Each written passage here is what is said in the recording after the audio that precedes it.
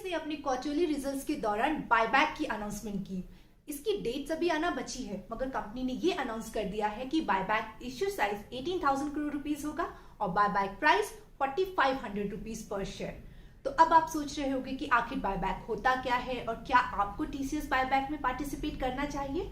तो आज के वीडियो में हम यही डिस्कस करने वाले हैं। मैं हूं अपराजिता और आप देख रहे हैं investing ideas by Angel one.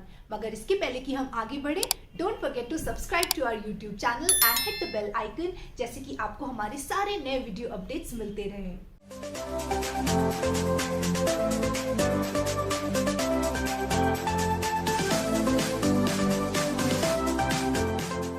Buyback का मतलब हुआ कि कंपनी प्रमोटर्स अपने एग्जिस्टिंग शेयर होल्डर से कंपनी के शेयर्स को वापस खरीद रही है at a price higher than the prevailing market price. For example, जिस दिन कंपनी ने टीसीएस ने बायबैक अनाउंस किया था, उस दिन टीसीएस शेयर प्राइस क्लोज हुआ था 3860 रुपीस पे और बायबैक प्राइस अनाउंस हुआ था 4500 रुपीस पे। बायबैक के बारे में आपका ये भी जानना जरूरी है कि क्योंकि कंपनी बायबैक में एग्जिस्टिंग शेयर्स को खरीद लेती है और इसीलिए मार्केट में नंबर ऑफ आउटस्टैंडिंग शेयर्स कम हो जाते हैं और इसीलिए अर्निंग्स पर शेयर बढ़ जाती है। अब बात करेंगे कि आखिर कंपनीज बायबैक अनाउंस क्यों करती हैं, और इसके लिए हम फिर से टीसीएस का एग्जांपल लेंगे। तो टीसीएस जैसी प्रॉफिटेबल कंपनी अपनी ऑपरेटिंग प्रॉफिट्स का अबाउट 90% या नेट प्रॉफिट्स का अबाउट 70% कैश में कन्वर्ट कर देती है।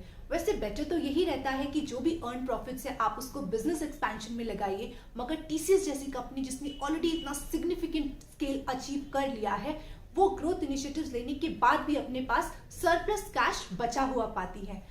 फॉर एग्जाम्पल, टीसीएस का अगर हम लास्ट 3 साल का एवरेज ऑपरेटिंग कैश फ्लो देखें तो वो आएगा अबाउट 33,250 करोड़ पे, और टीसीएस को जो टारगेटेड एक्विजिशंस करने होते हैं वो कंपनीज टीसीएस को अबाउट 20,000 करोड़ वैल्यूएशंस पे अवेलेबल होती है। तो इसीलिए और ज्यादा स्कोप अगर नहीं है कैश एम्प्लॉयमेंट का तो बायबैक ही एक अच्छा ऑप्शन रहता है।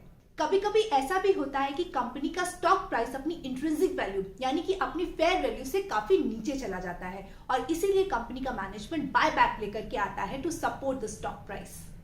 टीसीएस बायबैक की डेट्स आना अभी बची है, मगर लास्ट 3 बायबैक्स को देखते हुए ये कहा जा सकता है कि इन्वेस्टर्स जो कि स्मॉल शेयर होल्डर्स कैटेगरी को बिलोंग करते हैं, अगर वो बायबैक में पार्टिसिपेट करते हैं तो वो फिक्स प्रॉफिट्स अर्न कर सकते हैं, क्योंकि स्मॉल शेयर होल्डर्स कैटेगरी का एक्सेप्टेंस रेशियो 100% होता है owing to lower response by this category.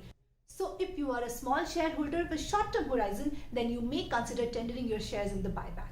अगर आपका लॉन्ग टर्म अप्रोच है स्टॉक को लेकर के, तो आपके लिए ये जानना जरूरी है कि 2017 में जब बायबैक अनाउंस हुआ था कंपनी का, तब से लेकर के आज तक टीसीएस स्टॉक में 200% से भी ज्यादा की रैली आ गई है।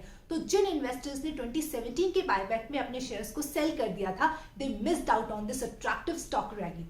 तो अगर आपका लॉन्ग टर्म अप्रोच है, then you should avoid participating in the buyback, and because company का प्रॉफिट्स काफी अच्छा रहा है Q3 क्वार्टर में, और साथ ही साथ आईटी सेक्टर का आउटलुक भी काफी पॉजिटिव है। एंड में एक और इम्पोर्टेंट बात, जब आप बायबैक में अपने शेयर्स को सेल करते हो तो जितना भी प्रॉफिट्स अर्न करते हो उस पर कोई भी टैक्स नहीं लगता, यानी कि profits earn via buybacks are totally tax free. I hope आपको आज का वीडियो पसंद आया होगा और आपको बायबैक के बारे में काफी कुछ समझ में आया होगा। क्या आप टीसीएस बायबैक में पार्टिसिपेट करने वाले हो? हमें कमेंट्स में जरूर बताएं। And don't forget to like this video and subscribe to our YouTube channel. I will see you soon in the next episode of investing ideas. Till then, take care and invest well.